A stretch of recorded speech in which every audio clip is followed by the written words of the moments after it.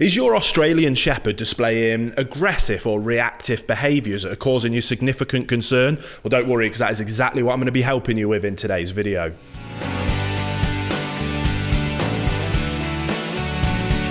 Welcome back to the Fenrir Australian Shepherd Show. If you are new here, my name's Will. I'm a canine behaviourist and I'm the founder and CEO here at FenrirCanineLeaders.com. This channel is dedicated to helping you learn everything you could possibly ever want to know about the Australian Shepherd, then how to become a high-level canine leader that can raise perfect Aussie Shepherd companions. So if you are new, start your journey by hitting that subscribe button and turning on that notification bell so you never miss a future Australian Shepherd video. Now, we're going to dive into today's video, and today I want to talk about aggression and reactive type behaviours from your Aussie Shepherd. As a canine behaviourist, working with extreme cases of reactivity and aggression is my bread and butter.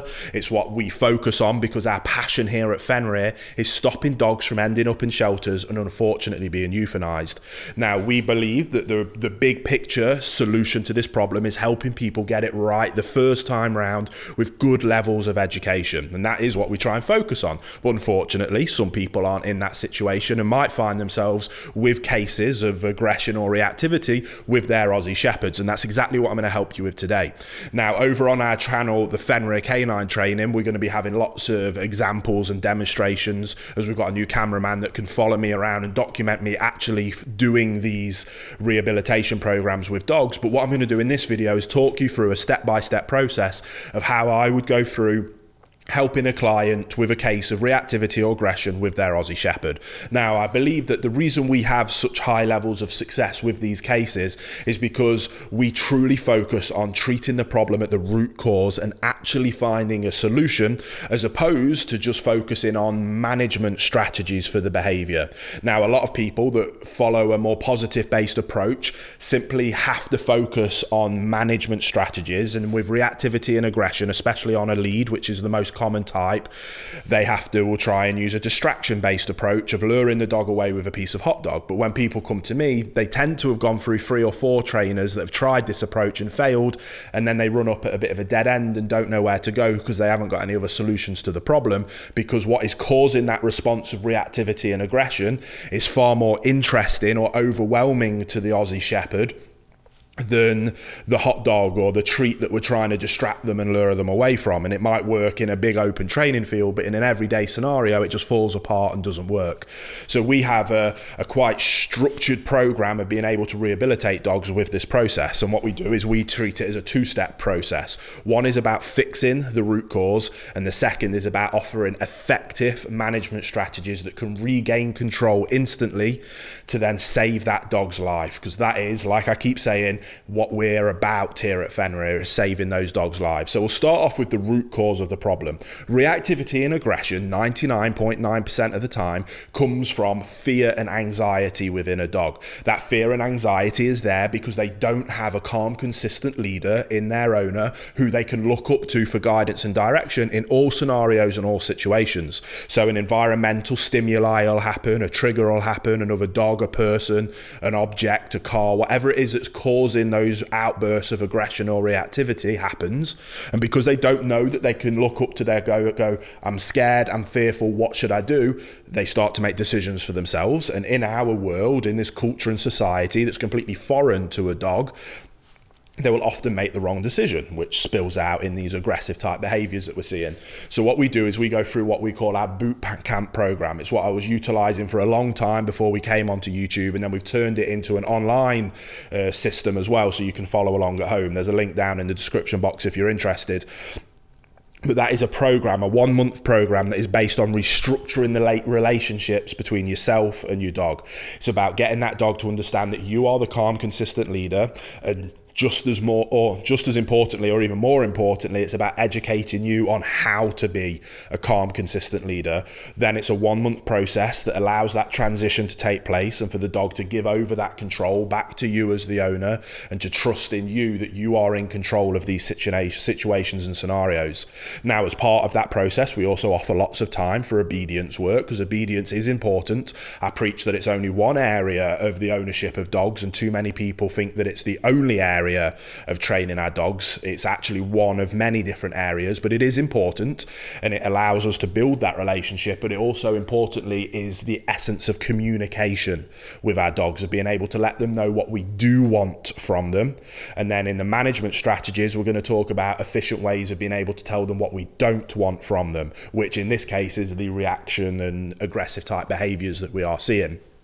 So we go through that process as part of the obedience work. If you haven't got a dog that can already walk nicely to heel, that's what we work on with reactivity. Lead-based aggression is so much easier to get on top of when you have a dog that understands that we want it to walk nicely to heel by our left-hand side. So we go through that. During that month, we work on building up a dog that can walk nicely to heel. So that's kind of the root cause-based problem, which then segues nicely into the management strategy that we utilize. And we utilize a correct, redirect and reinforce based approach. Now, the second you say correction in this day and age with the dog world, a lot of people start to panic. There's a lot of people that don't like to utilize corrections with dogs and think that a positive-based only approach is the solution. Now, actually, this year in particular, there's becoming a big swing back to what we call a balanced training approach of being able to use positive reinforcement, but also corrections to be able to have a balance of letting our dogs know what we do want, which is what positive reinforcement is excellent at achieving, but also letting them know what we don't want, because that is also equally as important. And we utilize a correction-based methodology for that. Now, if you get it right the first time round, in my Perfect Puppy course, for example, I'll talk a lot about verbal corrections is usually all you'll ever need, and there's no need for any kind of physical corrections. But I truly believe that if we have one of three scenarios, the dog is either going to cause physical or mental harm to itself, physical or mental harm to others, or destroy property, then those three reasons are just cause for utilizing a physical correction to be able to stop the dog from those things from happening, which are the things that cause the dogs to end up in shelters or unfortunately euthanized.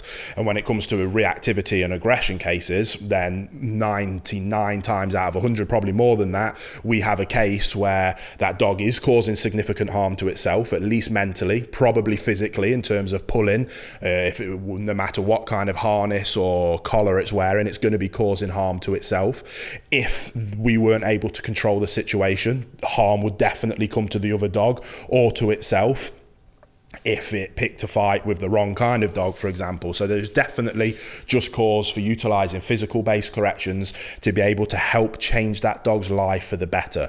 And like I say, we use a correct, redirect, reinforce principle. We want to get into that positive reinforcement zone as much as possible. I love positive reinforcement, but we can't get there and let our dogs know what we do want if we can't also let them know what we don't want. So if they're displaying these negative behaviors, we correct that behavior, and we use the minimum amount of correction as possible to get the job done. Ideally, an auditory correction is the best case scenario, whether that's a stern no, maybe a jingle of some metal objects. There's different things that you can try. Sometimes they're effective, especially with extremely sensitive dogs. An auditory correction might be enough. But with an Aussie Shepherd, they're quite tough, stern dogs that don't necessarily react overly, are overly bothered by auditory correction. So we might need to go up to a physical correction. We utilize usually what we call a collar correction if we're utilizing a physical correction, whether that's on a slip lead, a choke chain, or a prong collar, in that order of kind of physicality. Now, the reason we've taught a good heel is because if we've got a dog on the end of a lead pulling, and we want to offer a physical correction, we're in a tug of war zone because there's no slack on the lead. The reason we want them on a nice loose lead is because we can then use excellent, impeccable timing. When we notice that trigger or stimuli is about to cause that reactive based response and that behavior starts to come up, we can instantly go in with a collar correction, as minimal as required. But what we're doing is we're snapping them out of that behavior and we're redirecting them back to ourselves to look to us for guidance and direction. We're reminding them, no, I don't want you to do that. I am in control now. Remember what we've been going on. I am the leader. I am in control. You need to look up to me for guidance and direction, and I will tell you what it is that I want from you. If you do that thing, then amazing, wonderful, good things are going to happen. But right now, in the heat of this moment, you are displaying an extremely negative behavior that is going to get you or somebody else hurt. So I am taking control of the situation, and if an auditory correction doesn't work, we will utilize a a physical correction to let them know that is not acceptable. You need to come back to me for guidance and direction. That'll be a nice collar correction, a pop on the lead. We're not trying to hurt the dog, we're just snapping their attention out of it and reminding them to come back to us. When we get that, what was it you needed from me? I would like you to come back and walk nicely to heel, please. Excellent. When we get them back to that stage, then we go back into the positive world and we praise them as much as possible. We can use food rewards at that stage, physical praise, rustle behind the ear, verbal praise. That's where we can live in the positive only world, but we need to be able to balance that out with what we don't want just as much as what we do want.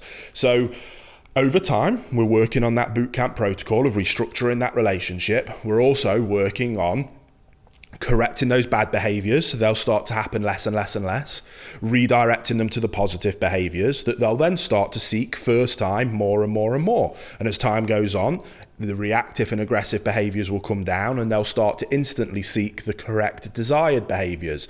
And as that happens, we can more and more move away from corrections to living more and more in positive reinforcement, which is where positive only is fantastic. But we have to have a dog that's displaying the right behaviors in all scenarios for us to be able to use positive reinforcement in all of those scenarios. If we don't have a method of being able to correct the dog for displaying negative behaviors, then you will find yourself in this kind of, don't want to use the word pandemic with everything that's going on right now, but my inbox is full every day of people following a positive only protocol and having no way of being able to manage these reactive and aggressive type behaviors, and they're being turned away from a vast majority of positive only trainers that aren't able to help them because they don't have the tools in the toolbox. We're not going to do that approach. We want to save that dog and have a happy, healthy dog that lives fear-free and anxiety-free. And this is the process that we use to allow us to achieve that. So I hope that was a quick breakdown of what it is, the stages that you can go through